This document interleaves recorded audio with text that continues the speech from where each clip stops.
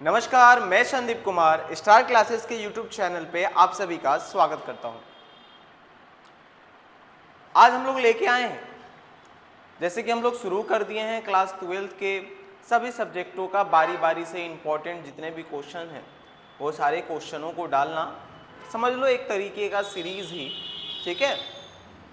उसी क्रम में आज चलेंगे हम लोग क्लास 12th बिहार बोर्ड का हिस्ट्री चैप्टर 1 हड़प्पा सभ्यता के शॉर्ट क्वेश्चन में कौन कौन से ऐसे इंपॉर्टेंट शॉर्ट क्वेश्चंस हैं जो हमारे एग्जाम पॉइंट ऑफ व्यू से बहुत इंपॉर्टेंट है।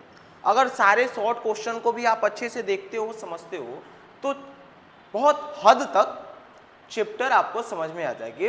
अगर चैप्टर का एनसीईआरटी बुक पढ़ने के बाद शॉर्ट क्वेश्चंस देखते हो तब तो पूरे तरीके से चैप्टर समझ में आ जाएगा। और इसके अंदर जो हम लोग आज जितना भी शॉर्ट क्वेश्चन देखेंगे चैप्टर 1 हिस्ट्री का,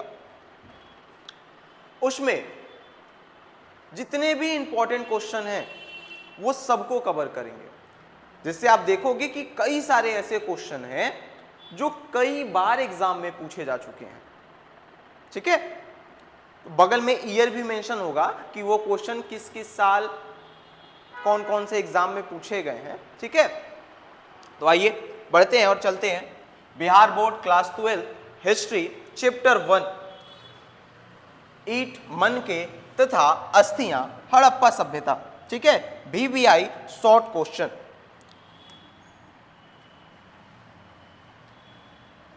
कलम सेलेक्ट कर लेते हैं।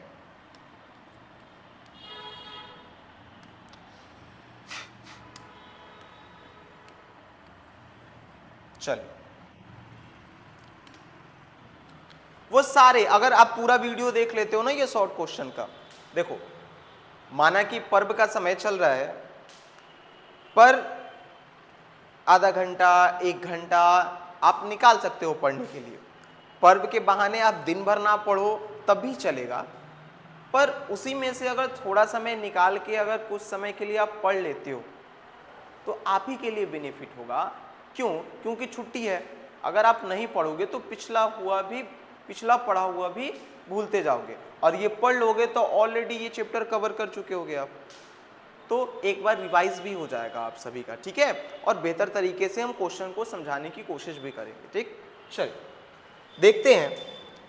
आप ही सोचो, जब हम छठ में समय निकाल के आपके लिए वीडियो बना पा रहे हैं तो आप भी थोड़ा सा समय निकाल के पढ़ ही लो, ठीक है। चलिए देखते हैं पहला क्वेश्चन क्या है, जो क्वेश्चन 13 और 16 में पूछा भी गया है। पहला क्वेश्चन है, हड़प्पा वासियों द्वारा सिंचाई के साधनों का उल्लेख करें। यानी हड़प्पा वासियों द्वारा व्यवहार में लाए गए सिंचाई के साधन, किस प्रकार से वो सिंचाई किया करते थे, उसका उल्लेख करना है। देखिएगा आंसर क्या कह रहा है। कह रहा है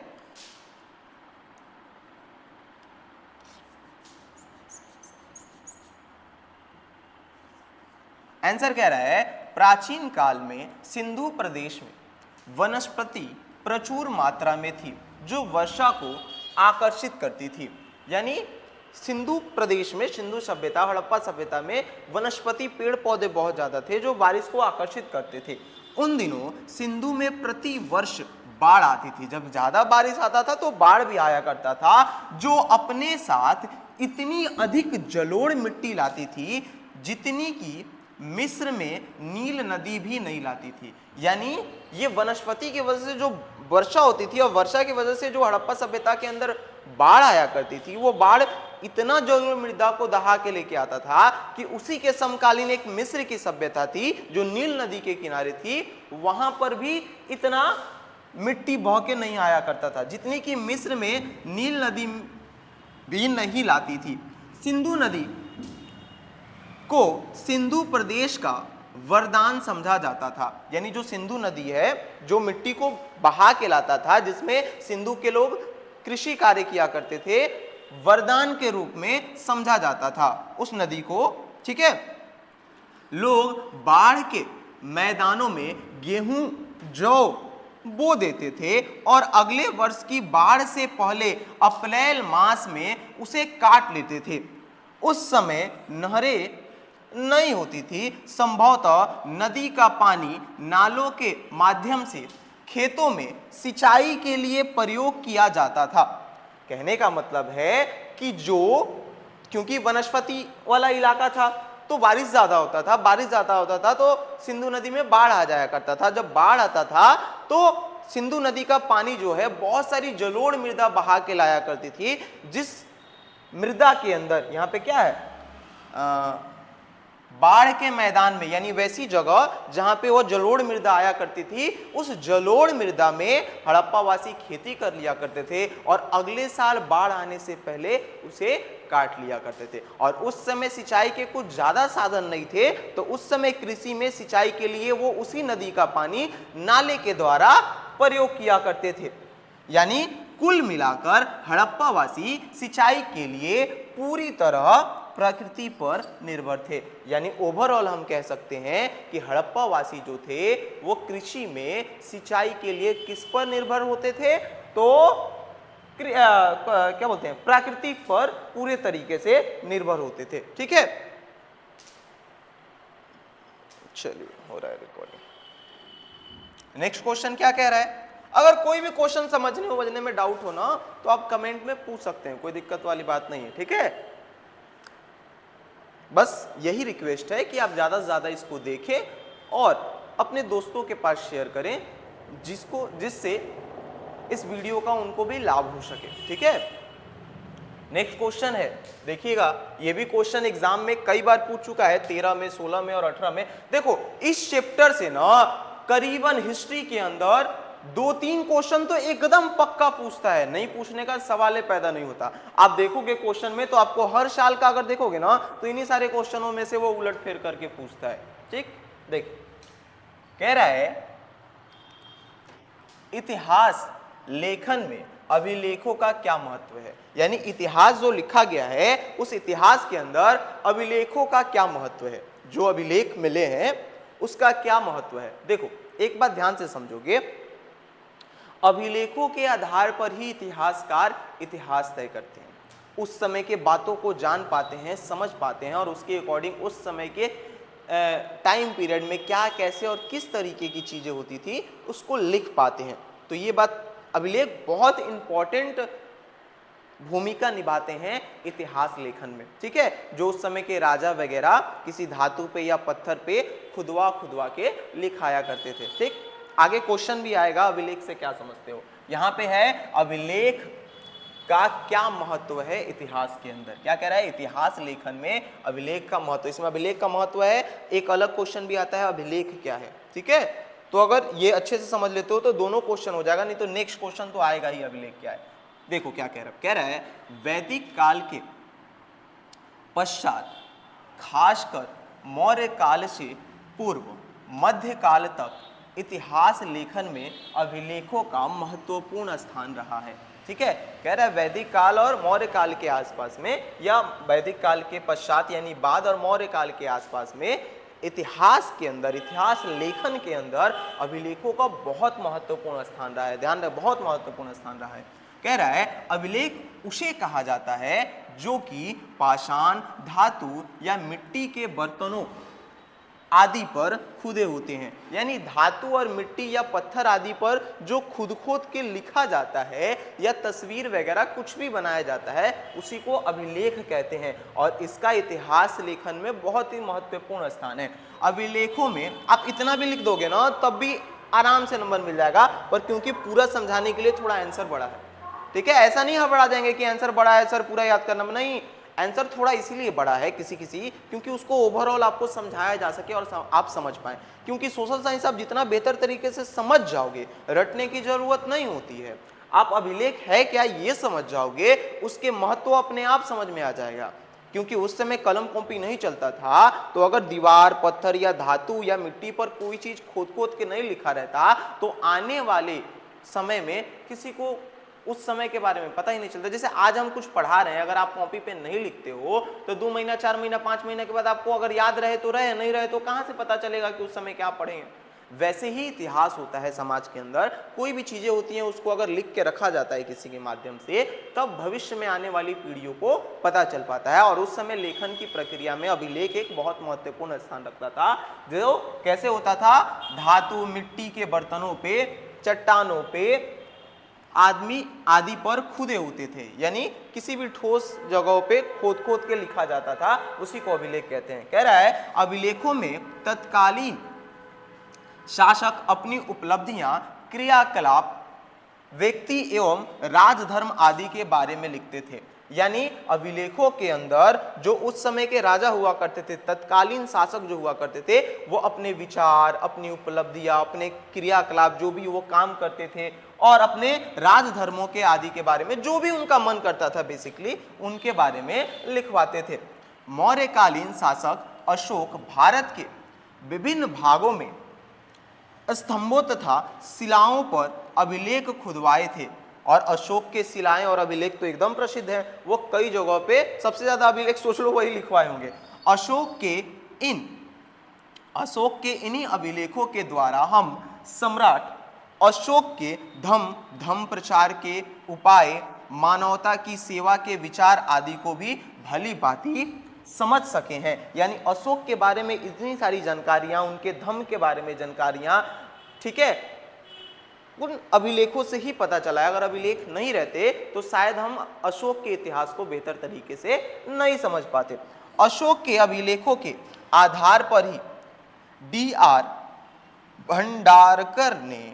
भंडारकर ने अशोक का संपूर्ण इतिहास लिखने का प्रयास किया है। यानी कहने का मतलब है इस लाइन में कि अभिलेख इतना इंपॉर्टेंट रखता है इतिहास के अंदर कि उसी के आधार पे अशोक के इतिहास को लिखा गया है। किसके आधार पे? अभिलेखों के आधार पे। ठीक है, तो अभिलेख एक महत्वपूर्ण स्थान रखते हैं जो किसी धातु या मिट्टी या चट्टानों पे खोद कर लिखे होते हैं, खोद के लिखे जाते हैं, जिससे आने वाले भविष्य को उस समय के टाइम पीरियड में क्या, कैसे और किस तरीके से चला करता था वो पता चलता है। ठीक है, तो इतिहास जानकारी में अभिलेखों का बहुत ही महत्वपूर्ण स्थान है। ठीक है, नेक्स्ट क्वेश्चन क्या है? नेक्स्ट क्वेश्चन है पुरातत्व से आप क्या समझते हैं? ये भी क्वेश्चन एग्जाम में 15 और 19 के आसपास में आया है।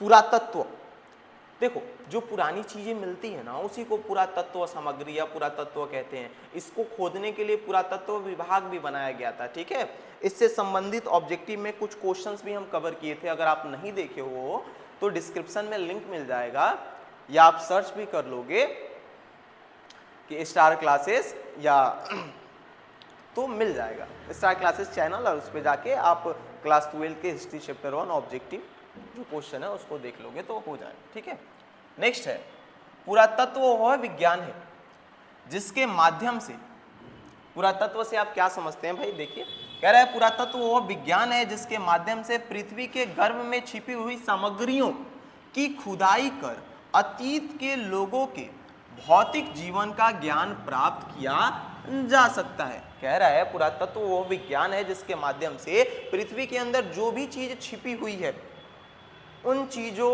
उन सामग्रियों को हम खोद कर निकालते हैं और अतीत में लोगों के जो भौतिक जीवन होते थे उसके बारे में ज्ञान प्राप्त कर लेते हैं कि उस समय लोगों के भौतिक जीवन कैसे थे, लोग कैसे जीता था, रहता था, खाता था। ठीक है, किसी भी जाति की सभ्यता के इतिहास का ज्ञान प्राप्त करने में पुरातत्व एक प्रमुख साधन के रूप में है। कह रहा है किसी भी जाति या सभ्यता, किसी भी सभ्यता के बारे में अगर हमको इतिहास जानना है, ज्ञान की प्राप्ति करनी है, उसके बारे में नॉलेज इकट्ठा करना है, तो पुरातत्व इसका एक प्रमुख साधन है जिससे हम पता कर सकते हैं। पुरातात्विक सामग्री के आधार पर ही सिंधु घाटी सभ्यता की कहानी लिखी गई है, और पुरातात्विक सामग्री के आधार पर ही सिंधु घाटी की पूरी कहानी लिखी गई है। नहीं तो किसी ने देखा नहीं है, क्योंकि सिंधु घाटी सभ्यता थी और खत्म हो गई, वो तो बाद में पता चली। ठीक है, 1800 बाद में पता चला कि हाँ यहाँ पे ये सभ्यता थी, यहाँ पे ये सभ्यता नहीं थी। ठीक है, चल नेक्स्ट क्वेश्चन क्या है? नेक्स्ट क्वेश्चन है, समझ में आया ना आप लोगों को पुरातत्व? तो इतिहास के जानने के लिए पुरातत्व एक बहुत बढ़िया साधन है। भूगर्भ से निकाली गई वो सारी वस्तुएं जिससे हमें इतिहास के भौतिक चीजों, अतीत के भौतिक चीजों के बारे में पता चलता है, उसी को पुरातत्व कहते हैं। नेक्स्ट क्वेश्चन देखेंगे और समझेंगे इसको। नेक्स्ट क्वेश्चन है, अभिलेख किसे कहते हैं? अभिलेखों के दो महत्व बताइए। ये भी क्वेश्चन हाल फिलहाल में ही आए हैं 20 में और 24 में। अभिलेख किसे कहते हैं? उधर क्या था? अभिलेखों के महत्व, और अभिलेखों के महत्व के अंदर भी अभिलेख का डिफिनेशन था, यहां थोड़ा और डिस्क्राइब तरीके से। चल आइए देखते हैं। कह रहा है अभिलेख पत्थर, धातु आदि के सतहों पर उत्कीर्ण किए गए, यानी खोद खोद कर लिखे गए, ठीक है, खांचा बना के लिखे गए, उत्कीर्ण किए गए पाठन सामग्री को कहते हैं। यानी अभिलेख पत्थर, धातु, मिट्टी के ऊपर जो खोद खोद की चीजें लिखी जाती हैं, उगाई जाती हैं, उन्हीं के पाठन सामग्री यानी पढ़ने वाली चीजों को कहते हैं। इसका प्रयोग प्राचीन काल से ही हो रहा है, बहुत पहले से ही इसका उपयोग हो रहा है। आज भी होता है, कहीं कहीं। कहाँ होता है? रोड वगैरह जहाँ पे बनता है ना, तो देखिएगा ऐसे मार्बल के ऐसे एक कट के ऊपर वहाँ पे माननीय मुख्यमंत्री, वार्ड कमिश्नर, नगर पालिका के लोग, नगर पालिका किस नगर पालिका में बना है, अमाउंट कितना खर्चा हुआ है, कहाँ से कहाँ तक बना है, उस पे वैसे ही खोद कर लिखा जाता है। उसी तरीके से जहाँ पे जिस तरीके की भाषा चलती थी, उसी तरीके से भाषा में अभिलेख हुआ करते थे, उसी को कह रहा है। कह रहा है इसका प्रयोग प्राचीन काल से ही हो रहा है और आज भी कई जगहों पे होता है। यह मुख्य रूप से शासकों का राज्यादेश होता था, यानी शासकों का राज्यादेश होता था। सबसे प्राचीन अभिलेख अशोक के प्रशस्तर अभिलेख हैं। सबसे प्राचीन अशोक के प्रस्तर अभिलेख हैं, ठीक है। सोना, चांदी, पीतल, तांबा, लोहा आदि पर लिखित अभिलेख पाए गए हैं। यानी सोना पर भी, चांदी पर भी, पीतल पर भी, ये कई प्रकार के धातुओं पर, चट्टानों पे, मिट्टी पे लिखे हुए अभिलेख पाए गए हैं। अभिलेख किसी भी कालखंड के जानकारी प्राप्त करने का प्राथमिक स्रोत माने जाते हैं। यानी अभिलेख जो होते हैं वो इतने महत्वपूर्ण होते हैं कि किसी भी टाइम पीरियड में क्या, कैसे और किस तरीके से चल रहा है, उसके बारे में जानकारी इकट्ठा करने के एक महत्वपूर्ण स्रोत माने जाते हैं, ठीक है। तो क्वेश्चन ये रहे अभिलेख किसे कहते हैं, या क्वेश्चन ये रहे अभिलेखों के महत्व बताइए, तो ये भी आंसर, दोनों क्वेश्चन पे ये भी आंसर लिख सकते हैं, या जो 1 नंबर पे था वो भी आंसर लिख सकते हैं, चलेगा। 1 नंबर या 2 नंबर पे था, 2 नंबर पे था, प्रश्न नंबर 2 था, ठीक है। तो दोनों में से कुछ भी लिख देंगे, चलेगा। नेक्स्ट क्वेश्चन है, मोहनजोदड़ो के विशाल स्नानागार के विषय में लिखिए। स्नानागार और अन्नागार, ये 2 क्वेश्चन बड़ा इंपॉर्टेंट होते हैं, बड़ा पूछता है। तो मोहनजोदड़ो के विशाल स्नानागार के विषय में लिखें। सोचो, आज के जमाने में कई जगह पे स्विमिंग पूल नहीं होते हैं भी तो किसी शहर में 1 या 2 जगह स्विमिंग पूल आपको मिलेंगे। और ये उस समय लगभग 5000 साल पहले, 2600-2900 ईसा पूर्व के आसपास में ये सबके पास स्विमिंग पूल था, उसी को स्नानागार कहते थे ये लोग। सोचो, उस समय सार्वजनिक तौर पे स्नान करने के लिए इन लोगों के पास बाकायदे स्विमिंग पूल था। और देखो, स्विमिंग पूल भी एकदम ऐसा नहीं कि कुआं जैसा, तालाब जैसा था कि ऐसे पोखरा होगा सर, उसी को उस समय लोग स्नानागार कहता होगा, नहीं। जैसे आज का स्विमिंग पूल होता है ना, टाइल्स वगैरह लगा होता है, बंद होता है, वैसे ही था। पर उस समय टाइल्स नहीं चलता था, तो उन लोग की जो भी पदार्थ चलते थे उससे पूरा स्विमिंग पूल में कलई किया रहता था, एकदम प्लेन। और जैसे आजकल के स्विमिंग पूल में उतरने के लिए सीढ़ियां होती थी, आज से 5000 साल पहले भी उनके स्विमिंग पूल में सीढ़ियां हुआ करता था उतरने के लिए, सोचिए। और वो भी मकान के बीच में स्विमिंग पूल था। स्विमिंग पूल के चारों तरफ कमरे थे कि नहा के आप जाइए, कपड़ा एक्सचेंज कर सकते हैं, या मंदिरें थे, जाके पूजा कर सकते हैं, वैसा था। आइए उसके बारे में जानते हैं, ये भी एग्जाम पॉइंट ऑफ व्यू से इंपॉर्टेंट है, ध्यान रखिएगा। मोहनजोदड़ो के विशाल स्नानागार के विषय में लिखिए। कह रहा है मोहनजोदड़ो का विशाल स्नानागार पक्की ईंटों के स्थापत्य का एक सुंदर नमूना है, यानी एक कलाकृति का एक सुंदर नमूना है हड़प्पा सभ्यता का। वहां का स्नानागार जो पक्की ईंटों से बना था। यह स्नानागार 11.88 मीटर लंबा, 7.01 मीटर चौड़ा और 2.45 मीटर गहरा है। ठीक है, दोनों सिरों पर हौज की सतह तक, मतलब वो जो स्विमिंग पूल था, स्नानागार था, उसकी सतह तक, जमीनी स्तर तक, हौज की सतह तक सीढ़ियां बनी हुई थी। इस स्विमिंग पूल की विशेषता क्या थी? इसमें सीढ़ियां भी थी। इसके चारों तरफ छोटे छोटे कमरे बने हुए थे और इसके चारों तरफ छोटे छोटे कमरे भी थे। इस स्नानागार का प्रयोग अनुष्ठानिक स्नान के लिए होता था। लोग कहते हैं शायद अनुष्ठानिक यानी पूजा पाठ के स्नान के लिए इस स्नानागार का प्रयोग होता होगा और यह एक सार्वजनिक स्नानागार था, यानी सबके लिए था। ऐसा अनुमान लगाया जाता है कि सार्वजनिक स्नानागार था, कोई पर्सनल नहीं होगा शायद से। ठीक है, नेक्स्ट है, सोचो उस समय ये स्विमिंग पूल में नहाते थे। यहाँ आज हम लोग टिकट कटा कटा के कहीं कहीं जाके स्विमिंग पूल देखते हैं, शहर के आसपास में किनारे में वाटर पार्क बना होता है, उसमें जाते हैं। कितने विकसित थे, इसलिए हड़प्पा सभ्यता को नगरीय सभ्यता कहा जाता था। उस समय की जितनी सभ्यताएं थी वो ग्रामीण सभ्यता थी, गांव के जैसी थी, पर हड़प्पा सभ्यता एकमात्र ऐसी सभ्यता थी जो नगरीय सभ्यता थी, शहरों के जैसे इंतजाम थे यहाँ पे। ठीक, नेक्स्ट है, उत्खनन से आप क्या समझते हो? नेक्स्ट क्वेश्चन क्या है? उत्खनन से आप क्या समझते हो? कह रहा है उत्खनन उस प्रक्रिया को कहा जाता है जिसमें किसी पुराने टीले की खुदाई कर पुरानी सभ्यता की जानकारी हासिल की जाती है।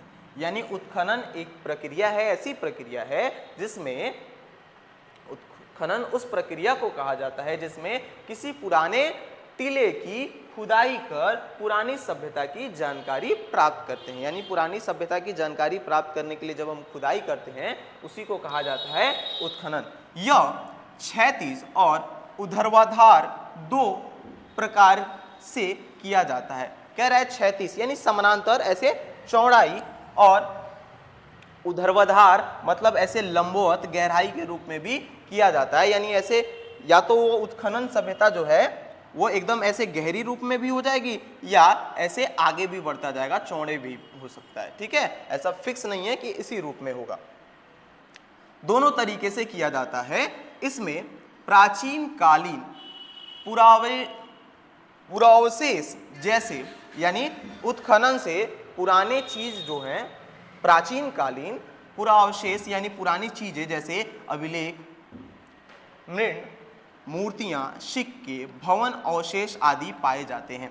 इसी के आधार पर इतिहासकार एवं पुरातत्ववेता उसका काल निर्धारण करते हैं। यानी उत्खनन से बहुत सारी चीजें मिलती हैं जिसके आधार पर इतिहासकार या पुरातत्व विभाग के लोग, पुरातत्ववेद जो हुआ करते थे, वो सब इतिहास लिखा करते थे या समय का निर्धारण किया करते थे कि ये जो चीजें मिली हैं उत्खनन के द्वारा, ठीक है, वो कितनी पुरानी है और उसके अकॉर्डिंग इतिहास लिखा जाता था। ठीक, उम्मीद है समझ में आ रहा होगा आपको। नेक्स्ट है, कुछ भी अगर कंफ्यूजन या समझ में ना आए तो आप लोग कमेंट में पूछ सकते हैं बिना किसी दिक्कत। ठीक है, सोचने वाली बात नहीं। नेक्स्ट क्वेश्चन क्या कह रहा है? कह रहा है हड़प्पा लिपि के बारे में आप क्या जानते हैं? हड़प्पा लिपि जो है उसके बारे में आप क्या जानते हैं? यहाँ पे कह रहा है हड़प्पा लिपि मुख्यतः चित्रलिपि है। हड़प्पा लिपि जो थी मुख्यतः चित्रलिपि थी है, क्योंकि उस समय फिगर वगैरह लिखित के रूप में फिगर ज़्यादा इस्तेमाल किया जाता था। विद्वान अभी तक इस लिपि को पढ़ नहीं पाए हैं, यानी हड़प्पा लिपि को अभी तक विद्वानों ने नहीं पढ़ा है। ये ऑब्जेक्टिव में पूछेगा तो ध्यान रखेंगे।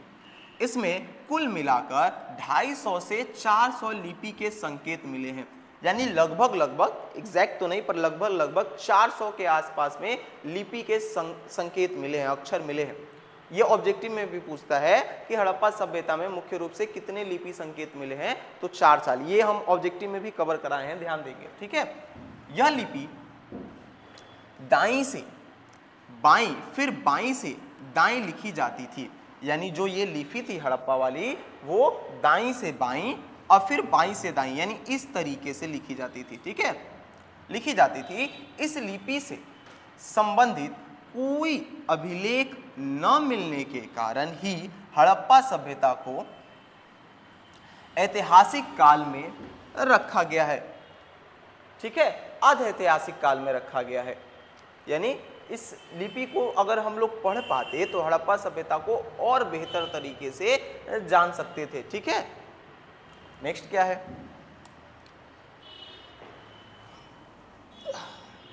नेक्स्ट क्वेश्चन हम लोग देखेंगे जी।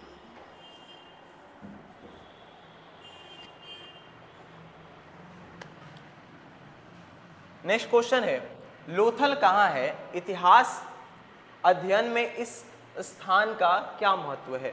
हड़प्पा सभ्यता का एक जगह है लोथल, एक शहर है लोथल। ठीक है, उसके बारे में जानेंगे, ऑब्जेक्टिव में भी पूछता है। ठीक है, तो देखिएगा कि लोथल किस जगह पे है वर्तमान में। देखिए, कह रहा है लोथल गुजरात में स्थित एक हड़प्पा कालीन जगह है। यानी हड़प्पा सभ्यता के समय में एक जगह थी जिसका नाम लोथल था, जो वर्तमान में कहाँ स्थित है? गुजरात में। लोथल गुजरात में स्थित एक हड़प्पा कालीन जगह है। इतिहास अध्ययन में जब हम हड़प्पा कालीन लोगों के बाहरी दुनिया से व्यापार एवं संपर्क के बारे में जानने की कोशिश करते थे तो लोथल से हमें कई साक्ष्य मिले हैं। यानी हड़प्पा के बारे में जब हम जानने की कोशिश करते हैं ना, तो लोथल से बहुत सारे साक्ष्य हमें प्राप्त होते हैं।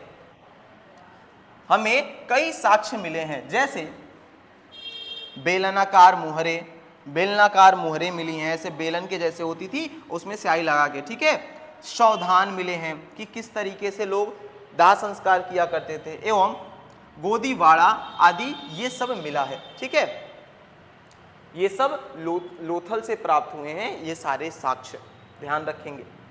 व्यापार वगैरह के संपर्क के जब हम लोग खोज रहे थे। गोदीवाड़ा शायद बंदरगाह होता है, गोदीवाड़ा का मतलब ध्यान नहीं आ रहा है, पर बंदरगाह होता है। लोथल कहाँ पे स्थित है भाई? गुजरात में। ध्यान रखें क्वेश्चन, लोथल कहाँ है? इतिहास अध्ययन में इसके स्थान का क्या महत्व है? तो लोथल गुजरात में स्थित एक हड़प्पा कालीन जगह है।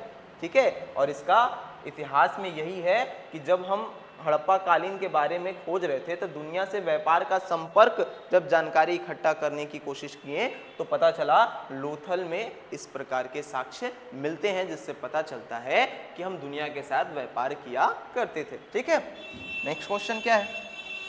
नेक्स्ट क्वेश्चन है, सिंधु घाटी सभ्यता के समकालीन दो सभ्यताओं के नाम बताएं। यानी सिंधु घाटी सभ्यता जिस समय थी हमारे यहाँ, उसी समकालीन, उसी समय के आसपास दुनिया में और कहीं सभ्यताएं थी कि नहीं थी, और थी कौन कौन सी थी? ठीक है, देखिएगा, सिंधु घाटी सभ्यता के समकालीन दो सभ्यताएं निम्नलिखित हैं।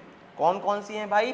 तो एक है मेसोपोटामिया की सभ्यता और दूसरी है मिस्र की सभ्यता। ठीक है, ध्यान रखेंगे। ठीक है, जो एक दजला नदी के किनारे है और एक नील नदी के किनारे है। ठीक है, दजला नदी के किनारे मेसोपोटामिया की सभ्यता और नील नदी के किनारे मिस्र की सभ्यता। ज़्यादातर स्टार्टिंग की जो सभ्यताएं थी ना, वो नदियों के किनारे ही बसी थी, क्योंकि देखो इंसान के लिए पानी चाहिए, सिंचाई, और क्योंकि इंसान पहले घूमते रहता था, और अगर सभ्यता कहीं बसा रहा है तो वो अस्थायी रूप से रुक रहा है, और अस्थायी रूप से लोग कहीं तभी रुक सकता है जहाँ पे खाने के परमानेंट इंतजाम हो पाए, और खाने का परमानेंट इंतजाम तभी हो पाएगा जब आप कृषि कार्य जानते होंगे, और कृषि कार्य के लिए सबसे इंपॉर्टेंट क्या है?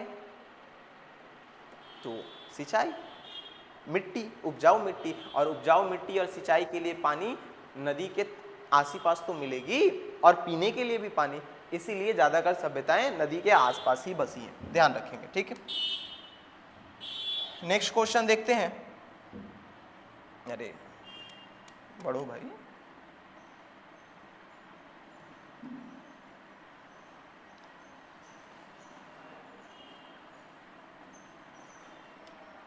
नेक्स्ट क्वेश्चन है, कह रहा है सिंधु घाटी सभ्यता में शवों के दाह संस्कार के कितने प्रकार थे? यानी सिंधु घाटी सभ्यता के अंदर जो शव थे, मरे हुए लोग थे, उनके दाह संस्कार के तरीके, अंतिम संस्कार के कौन कौन से और कितने तरीके थे भाई? देखिए क्या कह रहा है। कह रहा है सिंधु घाटी सभ्यता में शव के दाह संस्कार के निम्न प्रकार के थे। यानी सिंधु घाटी सभ्यता में शव के दाह संस्कार कई प्रकार से हुआ करते थे। कौन कौन से प्रकार से? पहला है हड़प्पा में मिले कब्रिस्तान में मृतकों को पूर्ण रूप से दफनाने के साक्ष्य मिले हैं। यानी एक जगह हड़प्पा, जो हड़प्पा सभ्यता की एक शहर है हड़प्पा, वहाँ पे जो कब्रिस्तान की खुदाई हुई है वहाँ से पता चला है कि पूर्ण रूप से मरे हुए लोगों को दफना दिया जाता था। ठीक है, वही कह रहा है मृतकों को पूर्ण रूप से दफनाने के साक्ष्य मिले हैं। दूसरा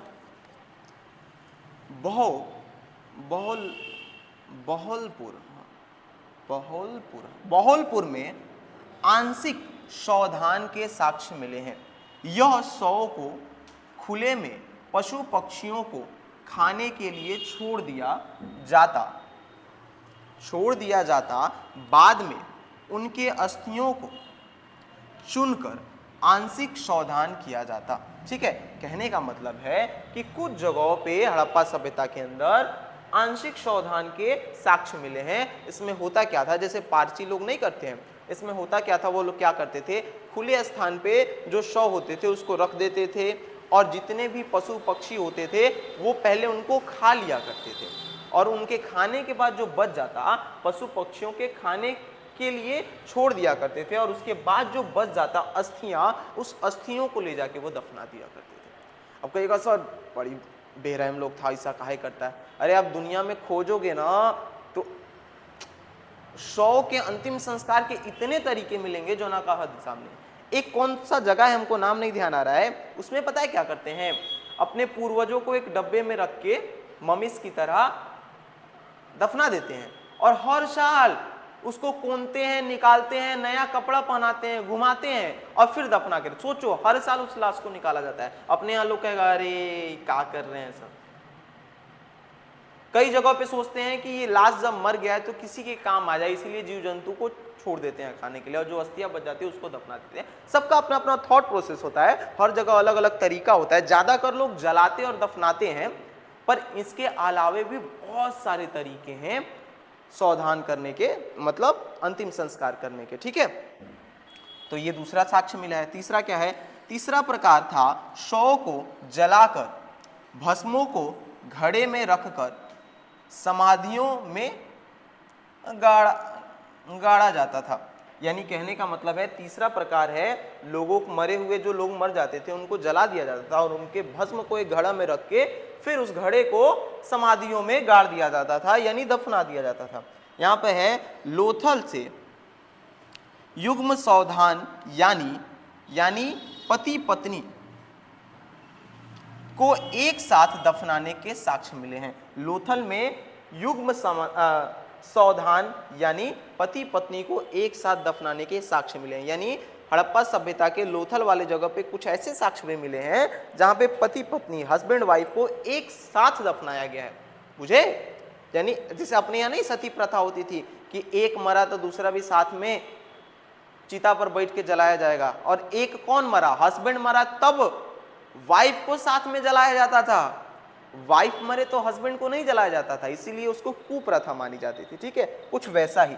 उसके बाद कह रहा है नदियों में शव को बहाने की भी प्रथा थी। यानी पे यहाँ पे जो शवदान है यानी जो अंतिम संस्कार करने का एक और तरीका है कि नदियों में लाश को लोग क्या करते थे, बहा दिया करते थे। तो ये मुख्य रूप से 5 प्रकार के अंतिम संस्कार करने के तरीके हैं। आपको जो ध्यान में आए एग्जाम में लिख देंगे।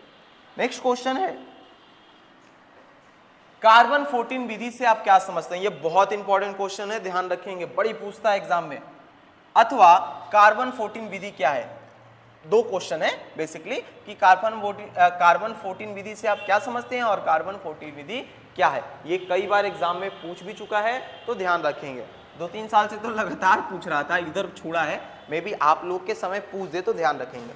तो कार्बन 14 विधि एक प्रकार की ऐसी प्रक्रिया है जिससे हमें पता चलता है कि कोई भी वस्तु कितनी पुरानी है और कितनी पुरानी नहीं है, उसमें उपस्थित कार्बन के आधार पर। चलिए देखते हैं।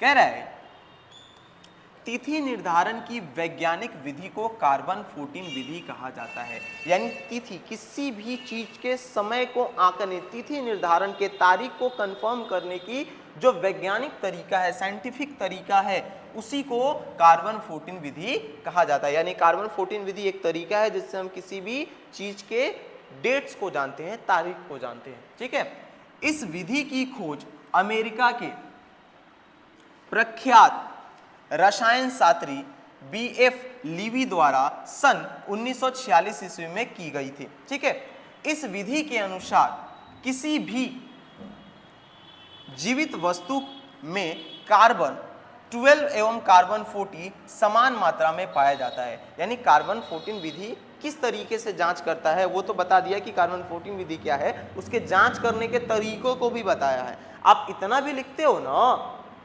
तो इनफ होता है, नंबर मिल जाता है। पर अगर थोड़ा ड्रैग करके लिख देते हो तो एक कंफर्म हो जाता है कि अब मास्टर जयन तो जयन कहाँ चेक करे वाला, कुछ इंफॉर्मेशन बचा ही नहीं जो आप नहीं दिए, तो पूरा में पूरा नंबर मिलने के पूरे फुल चांसेस हो जाते हैं। ठीक है, इसीलिए थोड़ा सा बड़ा है, थोड़ा सा, ज्यादा नहीं। ठीक है, ऐसा नहीं कि सर बड़ा बड़ा आंसर लिखें, कुछ नहीं है, आपको समझ में आ जाए इसीलिए थोड़ा सा ड्राइव, क्योंकि आगे पीछे की बातें जब हो जाती हैं ना तो वो पूरा क्लियर हो जाता है, और कुछ नहीं।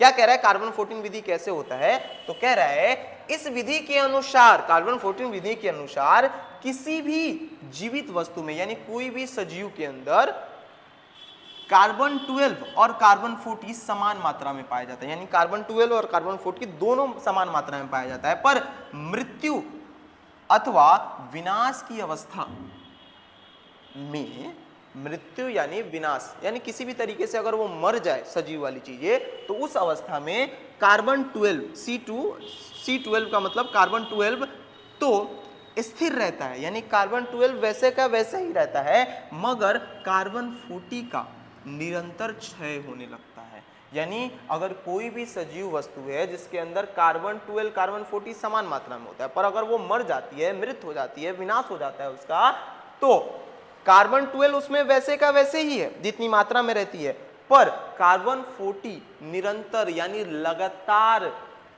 क्षय होने लगती है, यानी कम होने लगती है, जिससे पदार्थ में कार्बन 14 की मात्रा जितनी कम होती है वो उतना ही प्राचीनतम माना जाता है। और इसी कार्बन 40 की मात्रा किसी भी सजीव के अंदर जितना कम हो, उससे हम अनुमान लगाते हैं कि जितना कार्बन 14 की मात्रा कम है वो पदार्थ, वो चीजें उतनी ही पुरानी है, और इस आधार पे हम कालखंड तय कर पाते हैं कि कोई भी वस्तु कितनी पुरानी है। समझ में आ गया? ठीक है, नहीं समझ में आया तो कमेंट में डाल देंगे, अगले वीडियो में हम फिर से समझाएंगे ऐसे क्यों नहीं समझ में आएगा। कार्बन 40 एक विधि है जिससे हम किसी वस्तु के क्या बोलते हैं उसको, तिथि निर्धारण करते हैं कि कौन कितने समय पुरानी है। नेक्स्ट क्वेश्चन है, हड़प्पा सभ्यता के 4 प्रमुख नगरों केंद्रों के नाम बताइए। नगरों के नाम बताइए, या नगर केंद्र के नाम बताइए, या हड़प्पा सभ्यता के 4 प्रमुख जगहों के नाम बताइए। किसी भी तरीके से क्वेश्चन पूछ दे, जो पूछा भी है ऑलरेडी 22, 23, 24, ये पूछता भी है कि मुख्य हड़प्पा में बहुत सारे शहर थे ना, तो उसमें से प्रमुख शहरों के नाम बताइए। तो कौन कौन से हैं भाई? कह रहा है हड़प्पा सभ्यता के 4 प्रमुख केंद्र निम्नलिखित हैं। कौन कौन से? हड़प्पा, मोहनजोदड़ो, लोथल और कालीबंगा। इसके अलावा भी थे, पर ये मुख्य रूप से 4 शहर हैं हड़प्पा सभ्यता के अंदर। ठीक है, और क्या कह रहा है? कह रहा है ये सभी हड़प्पा के प्रमुख नगर थे। ठीक है, देखिएगा, बस्ती गांव की बात नहीं कर रहा है, नगर थे।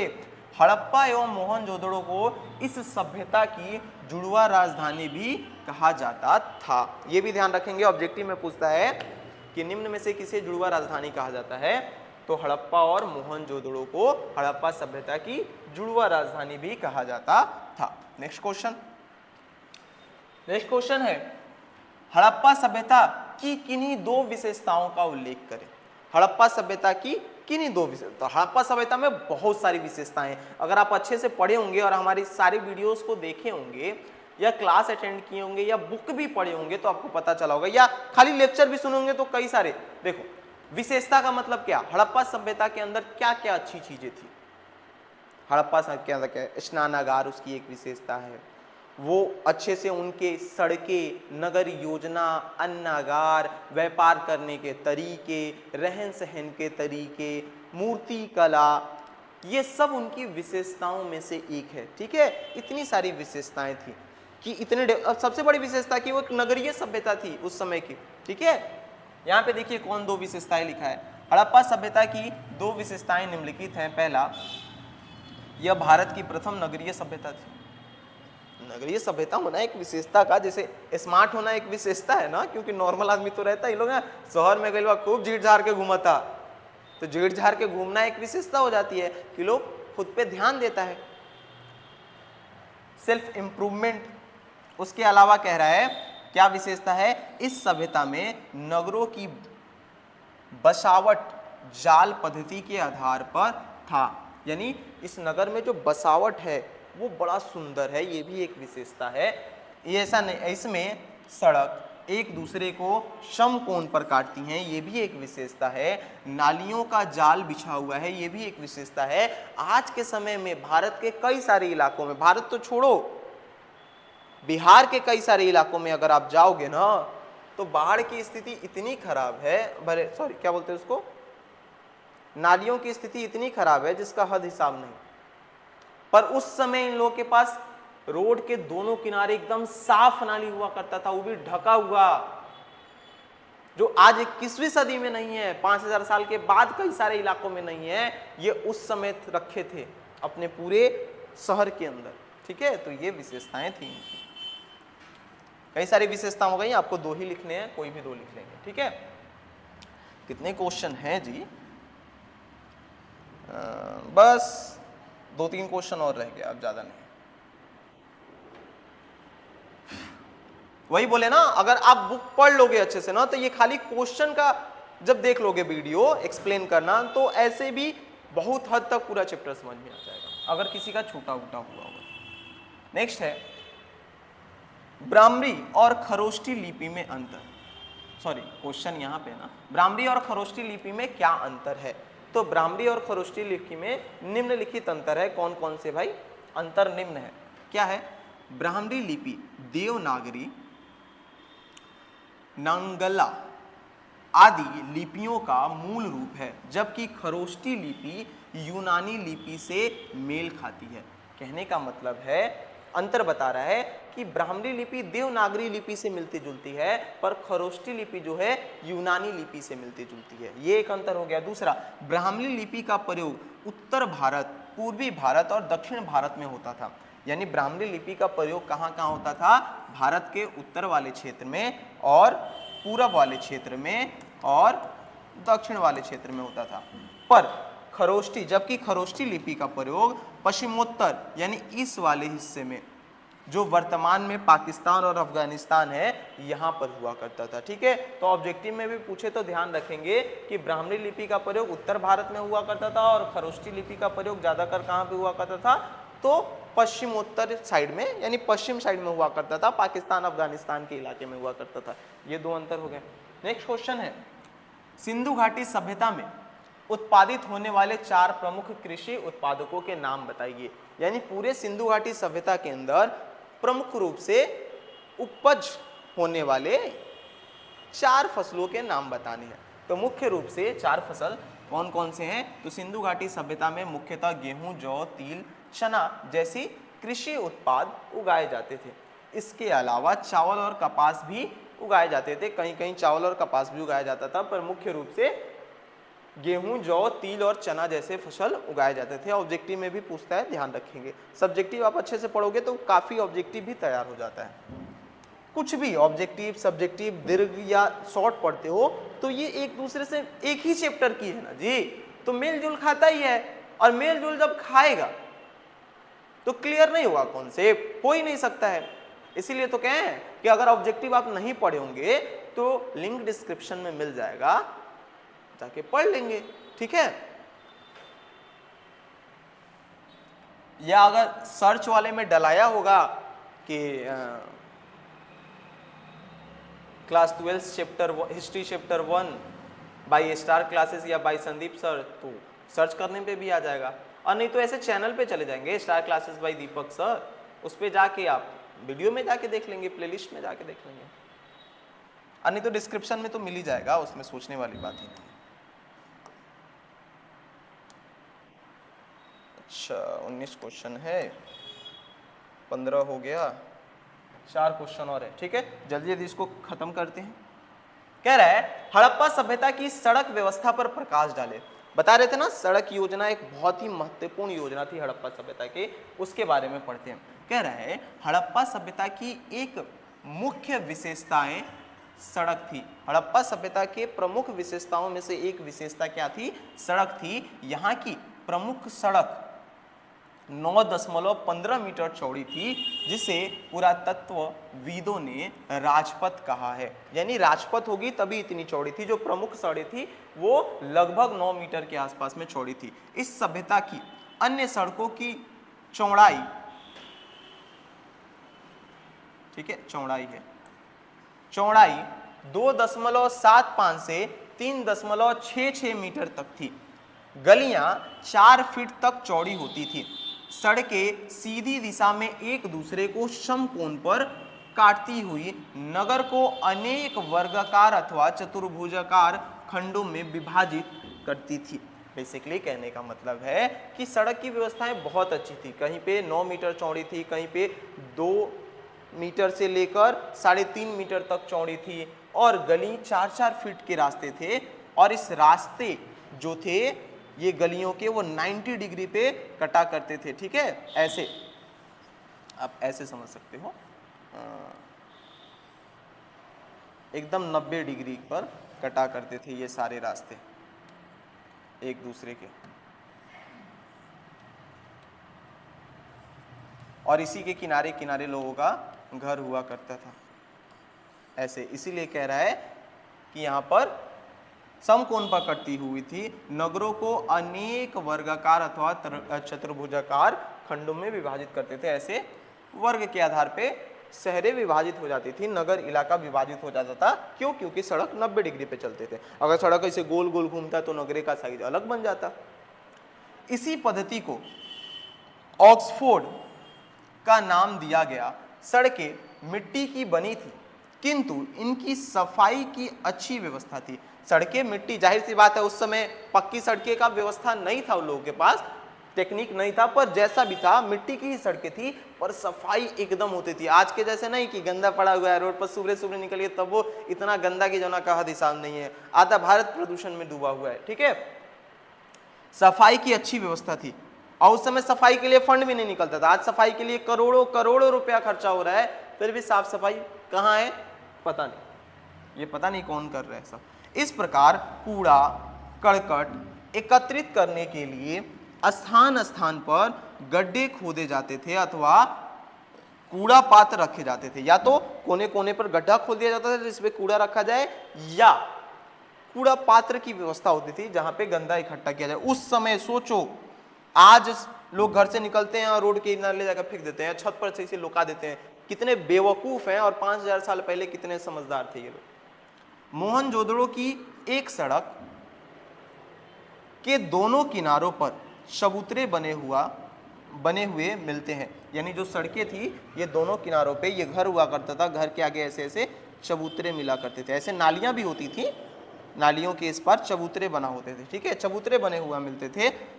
संभवतः इन पर बैठकर दुकानदार वस्तुओं की बिक्री किया करते थे। यानी अनुमान लगाया जाता है कि शायद इन चबूतरों पर बैठ के दुकानदार जो थे वो क्या करते थे, सामान वगैरह बेचते होंगे। ठीक है, तो सड़कों की व्यवस्था समझ में आई कितनी अच्छी थी उस समय। कई बार तो अगर आप सोचोगे ना, और अगर पूरा घूम लोगे भारत या बिहार ही घूम लोगे, तो लगेगा रे उस समय ज्यादा बेहतर थे सब ये सब। आज तो हम लोग इतने विकसित हो के भी हमारे यहाँ की व्यवस्थाएं उतनी अच्छी नहीं है, इतनी खराब है कई जगहों की व्यवस्थाएं। नेक्स्ट क्वेश्चन है, सिंधु घाटी सभ्यता की जल निकासी प्रणाली का वर्णन करें। ये क्वेश्चन 19 में 20 में भी आ चुका है, और इसी सेम क्वेश्चन का बस पूछने का तरीका अलग हो गया है कि हड़प्पा सभ्यता की जल निकासी प्रणाली की 2 विशेषताएं बताएं। ये भी क्वेश्चन 22 और 25 में पूछा है। क्वेश्चन एक ही है, दोनों का आंसर एक ही होगा। ठीक है, दोनों में जल निकासी प्रणाली की विशेषता यानी उसके बारे में बताना है। जल निकास व्यवस्था यानी नालियों के बारे में बताना है कि वहां पे जो नगरों की जो जल निकासी व्यवस्था थी वो कैसी थी। हमारे यहाँ की है ना, बारिश आती है तो जाम पूरा पानी भर जाता है, उनका कैसा था। सोच लो लल्ला, इतना अच्छा था, सड़कों के दोनों किनारे पे नालियां हुआ करते थे और इतने साफ जिसका हद हिसाब नहीं। पानी, नालियां बनाई गई थी इस तरीके से कि पानी पूरे शहर के बाहर जाके इकट्ठा होता था नालियों के द्वारा, ढाल बनाई जाती थी। देखिए क्या कह रहा है आंसर में, कह रहा है मोहनजोदड़ो के नगर नियोजन की एक और प्रमुख विशेषता यह यहाँ की प्रभावशाली जल निकास प्रणाली थी। यानी एक और महत्वपूर्ण, कई सारे महत्वपूर्ण विशेषताओं में से एक और महत्वपूर्ण विशेषता यहाँ की प्रभावशाली जल निकासी प्रणाली थी। यहाँ के अधिकांश भवनों में निजी कुएं एवं स्नानागार होते थे। कई सारे भवनों में छोटे स्नानागार या कुएं हुआ करते थे। भवन के कमरों, रसोई, स्नानागार, शौचालय आदि सभी का पानी भवन की छोटी छोटे नालियों से निकलकर गली की नालियों में आती थी। यानी घर में जितने भी कमरे हैं, रसोई है, स्नानागार है, शौचालय है, किचन है, कुछ भी है, जहां पे पानी गिर रहा है, उन सभी का पानी घर के छोटे से नाली से निकलकर गली के नालियों तक आ जाते थे, निकलकर गली की नालियों में आता था और गली की नालों को मुख्य सड़क के दोनों ओर बनी पक्की नालियों से जोड़ा गया था। और वो गली के नालियों से जो घर का पानी एक छोटे नाली के द्वारा गली के नाली में आता था और वो गली का नाली मुख्य सड़क के दोनों किनारे जो नालियां बनी थी उस मुख्य नाली में आके मिला दिया जाती थी, जोड़ दिया गया था। ठीक है, मुख्यतः सड़क के दोनों ओर बनी नालियों को पत्थरों अथवा शिलाओं द्वारा ढक दिया जाता था, तोप दिया जाता था कि गंदा ना जाए, नाली जाम ना हो। आज के समय में आप अपने इलाके में घूम जाओ तो कई सारी नालियां वैसे ही मिलेंगी और प्लास्टिक गंदा जो भरा मिलेगा वो तो मिलेगा ही। और ये उस समय समझदार थे। तो इमेजिन करो ना जी, आज हम लोग कहते हैं कोई 10 साल पुराना है, तुम पिछले जमाने के हो, तो इतना तरक्की हो गया है, तो नालियां क्यों नहीं साफ रह रही हैं, सफाई क्यों नहीं हो रही हैं, ये सारी व्यवस्थाएं क्यों नहीं बदल रही हैं जब इतना तरक्की हो गया है। और ये 5000 साल पहले इतने समझदार थे, सोचो तो ये कितने तरक्की में थे। ढक दिया जाता था। नालियों की सफाई एवं कूड़ा करकट को निकालने के लिए बीच बीच में नरमोख यानी मेन होल भी बनाए गए थे। यानी बीच बीच में होल भी बनाए गए थे जिससे अगर गलती से भी गंदा चल भी जाए ढकने के बाद भी तो उसको निकाला जा सके। नालियों की इस प्रकार की अद्भुत विशेषता किसी भी अन्य समकालीन नगर में देखने को नहीं मिलती है। और इस जल निकासी प्रणाली यानी नालियों की व्यवस्था, ड्रेनिंग सिस्टम जो है कहीं भी देखने को नहीं मिलता है उस समय के समकालीन जितनी भी सभ्यताएं थी उन सभी में। आज कितने जगहों देखने को नहीं मिलता है, 5000 कहीं कहीं मिलता है पर कितने जगहों पे देखने को नहीं मिलता है, तो उस समय की तो बात ही छोड़ी। ठीक है, नेक्स्ट क्वेश्चन क्या है, नेक्स्ट क्वेश्चन कह रहा है मोहनजोदड़ो के अन्नागार के विषय में लिखिए। अन्नागार जैसे स्नानागार था ना, वैसे ही अन्नागार, अनाज रखने की जगह। देखिएगा क्या कह रहा है, ये भी क्वेश्चन 22 और 19 में पूछा है तो अच्छे से समझेंगे। मोहनजोदड़ो में ही 45.72 मीटर लंबा एवं 22.86 मीटर चौड़ा एक अन्नागार मिला है। अन्नागार मतलब जहां पे अन्न वगैरह, गोदाम कह सकते हैं, रखा जाता था।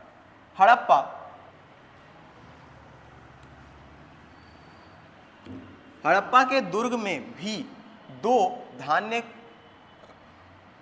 कोठार खोजे गए हैं। यानी हड़प्पा के दुर्ग वाले, हड़प्पा के दुर्ग वाले जो क्षेत्र था उसमें भी 2 धान्य कोठार यानी धान रखने की जगह खोजी गई है। यह 2 कतारों में 6-6 की संख्या में है। ये 2 कतार ऐसे बने थे और दोनों ओर 6-6 की संख्या में ये उपस्थित थे। ठीक है, ये धान्य कोठार ईंटों के चबूतरों पर हैं। ऊंचे चीजों पर ये जो धान रखने वाले अन्नागार थे ये बने हुए थे एवं प्रत्येक का आकार 15.23 मीटर गुने 6.09 मीटर था। यानी इतना एरिया में फैला हुआ था।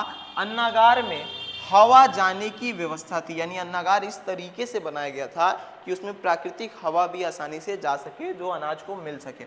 अन्नागार का सुदृढ़ आकार प्रकार, हवा आने जाने की व्यवस्था तथा इसमें अन्न भरने की व्यवस्था निसंदेह उच्च कोटि की थी। यानी कहने का मतलब है उसमें हवा आने जाने की व्यवस्था, उसमें सामान रखने की व्यवस्था, उसकी बनावट निसंदेह बहुत अच्छी क्वालिटी में थी। आज भी कई जगह भंडार ऐसे नहीं है, अगर आप सर्च करके देख लो, कई सारे सरकारी गोदाम जो सरकार बनाती है, जिसके ऊपर करोड़ों करोड़ों रुपया खर्चा करती है, वो एक बारिश में बर्बाद हो जाता है। उसमें लाखों कुंटल अनाज, हजारों कुंटल अनाज क्या होते हैं, पानी में बर्बाद हो जाते हैं। और यहाँ पे भारत के कुछ गरीब एक टाइम खाए बिना मर जा रहे हैं, और उनकी व्यवस्थाएं अच्छी नहीं बनाने की वजह से, जो ये 5000 साल पहले बढ़िया बनाए थे, वो आज के समय में वो नहीं बना पा रहे हैं कि अनाज की बर्बादी को रोक पाए। ठीक है, ज्ञान देने के लिए बहुत आ जाते हैं चुनाव के समय। ये लास्ट क्वेश्चन है शायद, हाँ लास्ट क्वेश्चन है, इसको देखेंगे और खत्म करेंगे। लास्ट क्वेश्चन क्या कह रहा है, कह रहा है हड़प्पा सभ्यता के प्रशासन के बारे में लिखिए। हड़प्पा सभ्यता के प्रशासन के बारे में लिखिए कि वहां की प्रशासन की व्यवस्था कैसी थी, क्योंकि जगह है तो कुछ को कंट्रोल करने के लिए प्रशासन तो चाहिए ना जी।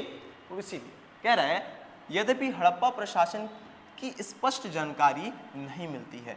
हड़प्पा सभ्यता के अंदर प्रशासन की कोई स्पष्ट जानकारी नहीं मिलती है कि वहां पे प्रशासन व्यवस्था चला कैसे करता था। कोई राजा चलाता था, कोई व्यापारी चलाता था, या राजतंत्र था, ऐसी कोई स्पष्ट जानकारी नहीं प्राप्त होती है। पर कुछ जानकारियों से लोग अंदाजा लगाते हैं। क्या अंदाजा लगाया गया है भाई, परंतु प्राप्त एक मूर्ति के अनुमान, एक मूर्ति से अनुमान लगाया गया कि पुरोहित राजा होता होगा।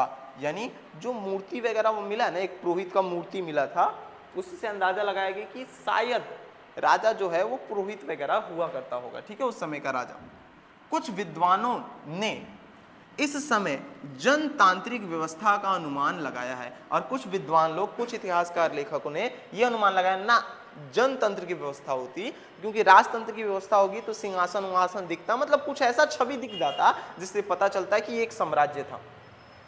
जनतांत्रिक व्यवस्था का अनुमान लगाया, प्रतिनिधि शासन करते थे, ये माना कि जनतांत्रिक व्यवस्था थी और जनता जिसे चुनता था उनका प्रतिनिधि शासन करता था। कुछ अन्य के मतानुसार कई शासक होने थे।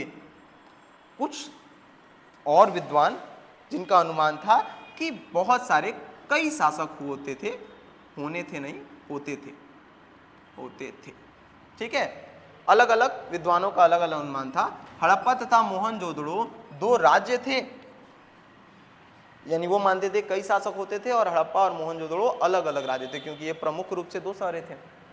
आधुनिक विद्वानों के मतानुसार नगरीय व्यवस्था के परिणाम स्वरूप शिल्पकार तथा व्यापारी वर्गों का यहाँ प्रशासन में विशेष प्रभाव रहा होगा, तथा प्रशासन के कई केंद्र रहे होंगे। यानी आधुनिक आजकल के जो विद्वान हैं, जो इतिहासकार हैं, उनका ये अनुमान है, क्योंकि वहां पे नगरीय व्यवस्था थी, और नगरीय व्यवस्था व्यापारियों की वजह से ज्यादा होती है। ठीक है, जहां पे व्यापार ज्यादा होता है वहां पे नगरीय व्यवस्था ज्यादा होती है। तो वही कह रहा है, नगरीय व्यवस्था के परिणाम स्वरूप, क्योंकि नगरीय व्यवस्था थी, इसीलिए व्यापारी वर्ग का यहाँ के प्रशासन में विशेष प्रभाव होगा। यानी हो सकता है कि व्यापारी वर्ग यहाँ के जो प्रशासन व्यवस्था है उसको संभालते होंगे, तथा प्रशासन के कई केंद्र रहे होंगे और कई छोटे मोटे केंद्र होंगे। इसी के साथ क्लास 12 के हिस्ट्री के फर्स्ट चैप्टर का जितने भी शॉर्ट क्वेश्चन थे जो एग्जाम में पूछे गए हैं या एग्जाम के लिए इंपॉर्टेंट है, क्वेश्चन बैंक वगैरह, सब सारे इंपॉर्टेंट क्वेश्चन हम लोग इस वीडियो में कवर कर लिए। एक वीडियो इस चैप्टर का और बनेगा लॉन्ग प्रश्नों का, और लॉन्ग प्रश्न में हम जितना भी प्रश्न बताएंगे बाबू लिख के देते हैं, पक्का 4-5 प्रश्न बताएंगे। उन 4-5 प्रश्न में से एक प्रश्न तो पक्का 5 नंबर में आएगा, ना आने का सवाल पैदा नहीं होता। क्लास 12 के हिस्ट्री में फर्स्ट चैप्टर से नहीं पूछता है ना, तो 5-7 गो ऑब्जेक्टिव पूछ देता है, 2-3 गो शॉर्ट क्वेश्चन पूछ देता है, और एक लॉन्ग प्रश्न तो कंफर्म है, हर साल पूछता ही पूछता है। कल हम उसका प्रूफ भी दिखाएंगे कैसे। ठीक है, तो उम्मीद है आप सभी इस वीडियो को अच्छे से पढ़ोगे और अपने दोस्तों के पास शेयर भी करोगे। देख लेना, त्योहार के बहाने आप बहुत सारा समय बर्बाद कर सकते हो, पर पढ़ने के बहाने त्योहार में से एक आध घंटा तो निकाल ही सकते हो अपने लिए, क्योंकि पढ़ाई एक ऐसी चीज है जो खुद के लिए की जाती है, ना कि दूसरे के लिए। नॉलेज खुद के लिए होता है। पैसा आप दूसरों के लिए कमा सकते हो, नॉलेज दूसरों के लिए नहीं कमा सकते। तो थोड़ा सा समय निकाल के, क्योंकि त्योहार के बीच में फोन तो चलाते ही होगे, तो पढ़ाई का ही वीडियो देख लो, ठीक है।